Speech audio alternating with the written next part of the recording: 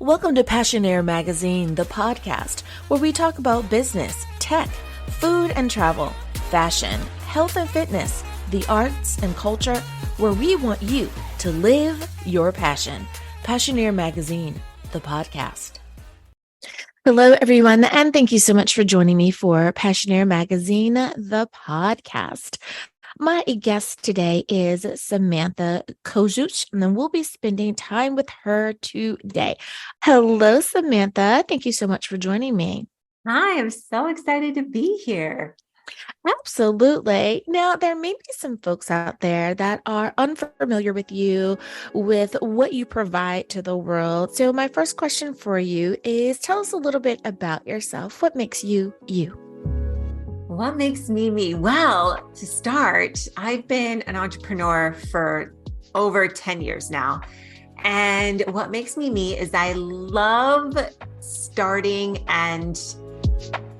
businesses and services that help others. I found that to be my calling very early in my 20s, and I really enjoyed it. And ever since then, I've been following my heart and alignment into making different lifestyle and business decisions, which have led me to so much success, which has also included, to me most recently, launching and creating the Maniscripting journal, which is my first physical product. Oh, I love it. I love it. Now, as someone who journals personally, and when I have on my counselor hat, I suggest that my client base journal as well. I love that you are providing that. I do not think that people realize the power of writing, be it to help us heal or for us to continue to envision what we want for the future. It is definitely a powerful tool. I love it. I love it. Now, when you were a little girl, did you think that you were going to be an entrepreneur? What was in your mind's eye at that time? Well, when I was little, I was actually born and raised in Australia to immigrant parents that my whole family comes from Poland. So when I was little, I remember seeing this one picture that I still have today with a note on it saying that I wanted to be a nurse when I grew up. So from a very young age, I felt like my calling was to be in service to people. But when we moved to the United States and as I grew into myself, that changed a little bit. I actually went to college to then go to med school. So it was very late in quote unquote life where I decided to shift into entrepreneurship. And it actually went against what my family wanted for me, honestly, because if anyone here is a first generation immigrant, our parents work very hard to get us to, the land of opportunity, if you're here in the States or just out of whatever country you're in. And for me, it was, you're going to go to school, you're going to go be a doctor, you're going to be a lawyer. They wanted something very prestigious, right? So when I decided to be an entrepreneur, it was very frowned upon. And it was actually a very hard decision to make. And also tell my parents that, hey, I'm not going to med school. I'm going to go down this path. Mm-hmm. And I do understand, what they mean. Their heart's in the right place, yes. Right? And that I am trying to gift you the opportunity, right? Yes. So take advantage of this opportunity. So I do understand what they're trying to say, but I hope that everyone that's listening, the beautiful thing about the time of now is that you can be so much in non-traditional ways as well, and really be the one who changes the dynamic of your family in a positive way in non-traditional ways. And I love that we have grown to that aspect. Now, what made you decide that you wanted to step out into that entrepreneurial world? Was there one moment where you kind of woke up and said, I have to make this change. I have to do this now? Yeah, it was really interesting because when I was in college, it's like, I'm really like 19, 20, 21-ish, like that age. We're already at that age. You kind of are confused with who you are and what you want to do. And you think you want this one thing, but I slowly, my junior and senior year, started to feel like, oh, I've been working so hard, because even in high school, I was already doing college credit classes and towards med school. And when I started having these feelings of like, hey, this isn't the right thing. Hey, this isn't what you want to do anymore. Hey, this isn't an alignment. At that time, I had no idea what those feelings were. And it was really scary because it's like, you've worked so hard, you've spent money on even going to college, and now all of a sudden you don't want to go do this anymore. So it was more so that I knew I didn't want to go do that, because I knew the next step of going to med school is very expensive and all of that. So all I knew at that time was, I'm not going to go do this. I don't know what I'm going to do. I'm going to figure it out. And then at the time, I was also dating someone that had his own businesses and was an entrepreneur, but also at the same time, like this was back, and I might be dating myself, but this was back in 2009. Entrepreneurship wasn't cool. If you're an entrepreneur, like, and you dubbed yourself as that, like you were kind of a loser. Like is not what it is today in 2023 by any means. So it was one of those situations where my parents basically said, okay, if you're not going to med school, you have to figure it out. And it was kind of like that unspoken rule of, if you don't go to med school, we're no longer supporting you financially. So you also have to figure that part out. So I kind of had this fire lit under my butt to be like, one, I had an ego back then. So I wanted to prove everybody wrong, that I wasn't going to be a failure, that I wasn't going to regret this decision. And also at the time in school, I'm 5'10". So I also started modeling and acting, something, again, my parents didn't allow me to do when I was living under their roof. So I had dabbled in that. And then I slowly understood that industry and business. So I quickly made an entire career out of it, which then led to being a social media influencer, to then led being an online business coach, to now led me to creating a physical product. So it's been, looking back, it's like the dots all connect fully, but I could not have sat there and told you my senior year of college that I would be where I am today. It's really wild. Oh my goodness. Imagine. But I love your tenacity. I love that you knew within yourself that even though that is a great path, those professions are wonderful, I really don't think I want to do that right now. I really want to do this other thing. And the courage that it takes to step out into that fullness. And so many of our listeners have very similar stories, right? Especially if they're women, because our families or our parents or whomever want, that secure way of us doing things, that more traditional way. And you are so right. It was not always fashionable. It was not always encouraged for women to be entrepreneurs. So, bravo to the amazing women before us that stepped out, that enabled us to step out as well. I love it. I love it. Now, you are talking about being an entrepreneur and all of the things that you have to do when it comes to choosing that way of life. And I love that you're talking about that. But I want to give you some time to tell us about your products and services. Tell us about what you do. Who do you help? Why do you want to help them? That kind of stuff. Yeah. So the Maniscripting journal, I created this journal less than 3 years ago, right at kind of like during the beginning of COVID is when I had this download, honestly, because I started sharing with my community my morning routine of journaling, meditation, self-care during a time where the world was basically in panic, right? Like people were losing their jobs. They were depressed. They didn't know what was going to happen. It was this huge unknown that we've never experienced before in our lives, basically. So I just casually started sharing this kind of work, which I didn't before, because of course, when you're on social media, you've been taught to be very niche, especially if you're a business coach or just any sort of products or services. You just kind of talk about those things. And I finally stepped outside of that, and I started getting this feedback from women in my community saying, oh my gosh, these journal prompts work. Like, do you have a download for this? Is there some sort of book? Like, what can I do to really harness this every single day?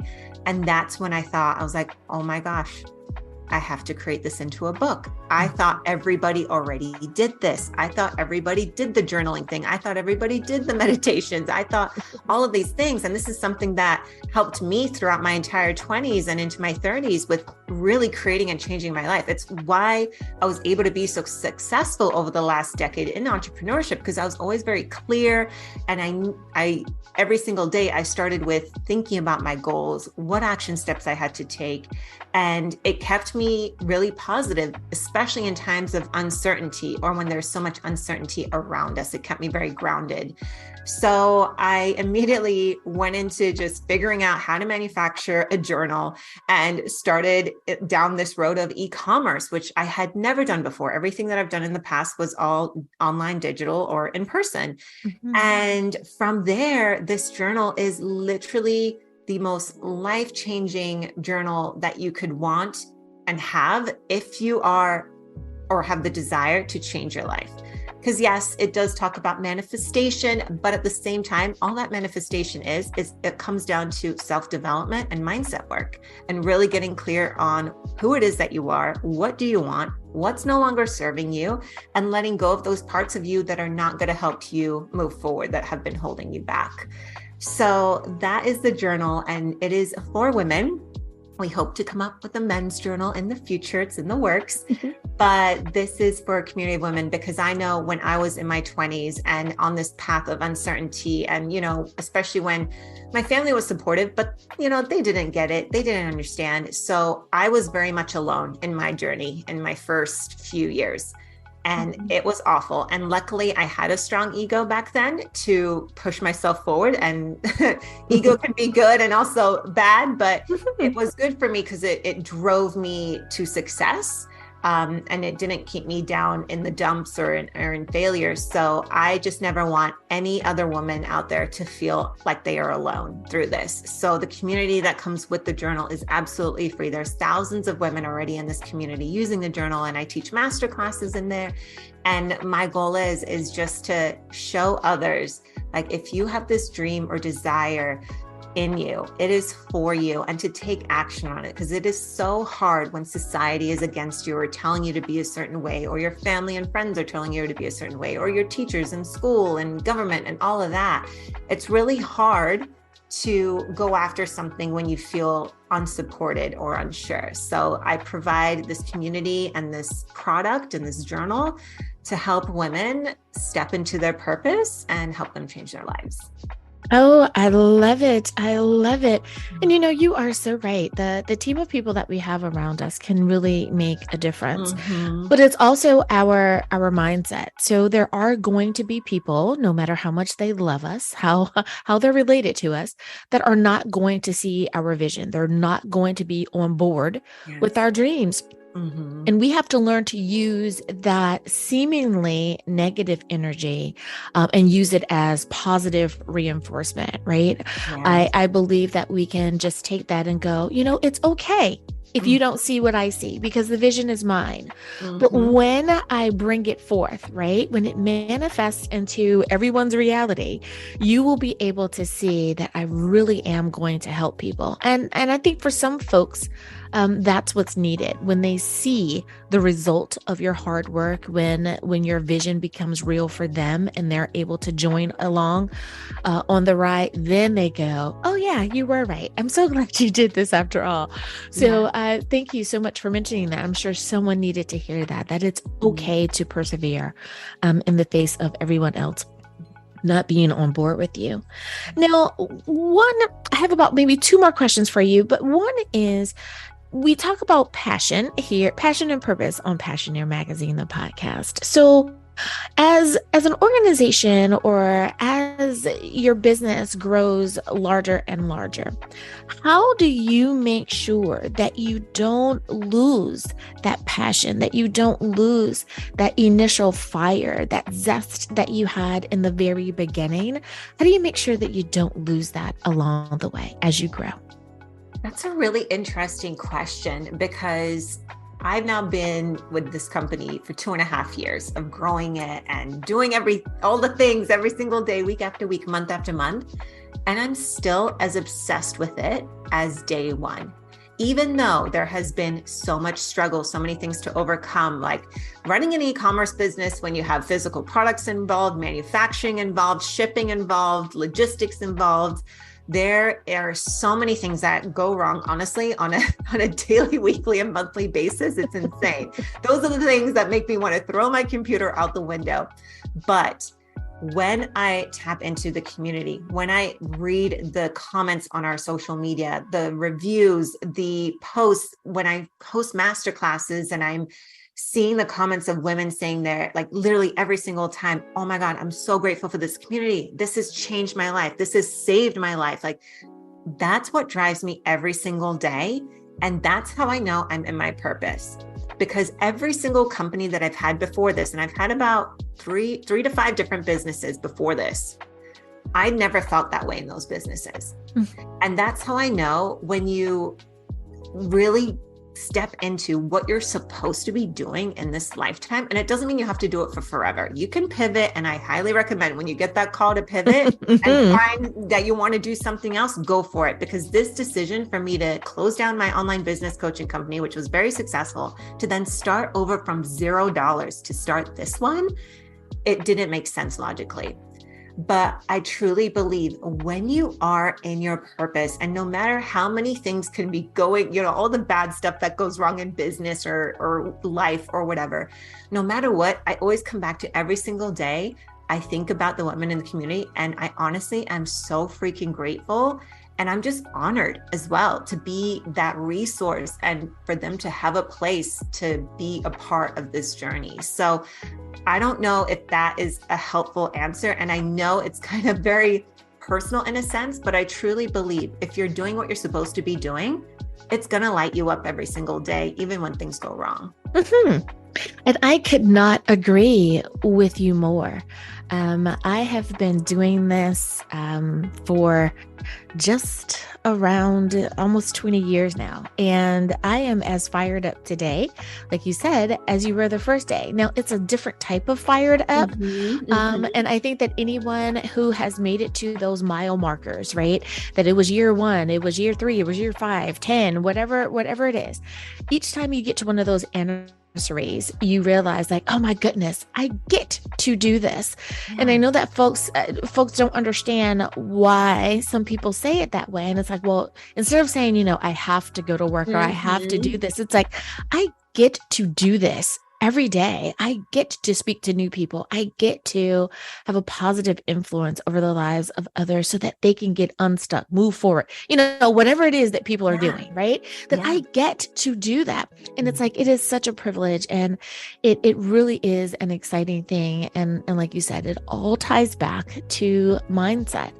I think those that succeed in what they do is because they have that positive perspective of, I get to do this. And people will appreciate your sincerity and your walking in your purpose because they see, that you're doing exactly what you're supposed to do. I love it. Now, what are 3 things that you do?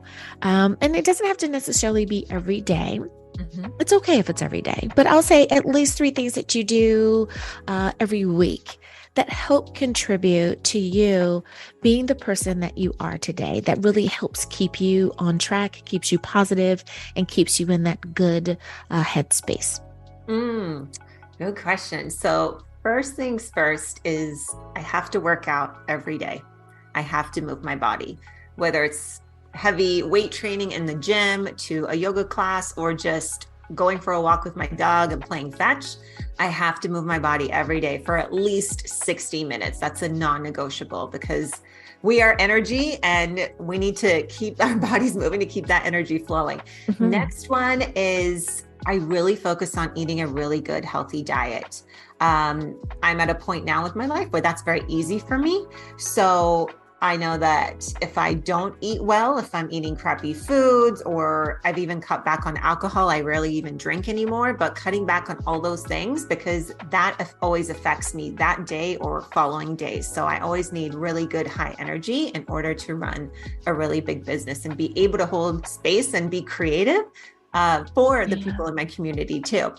And lastly would be, of course, the journaling, meditation, daily routine. And I don't just do it in the morning. I also do it in the evenings too, to end my day.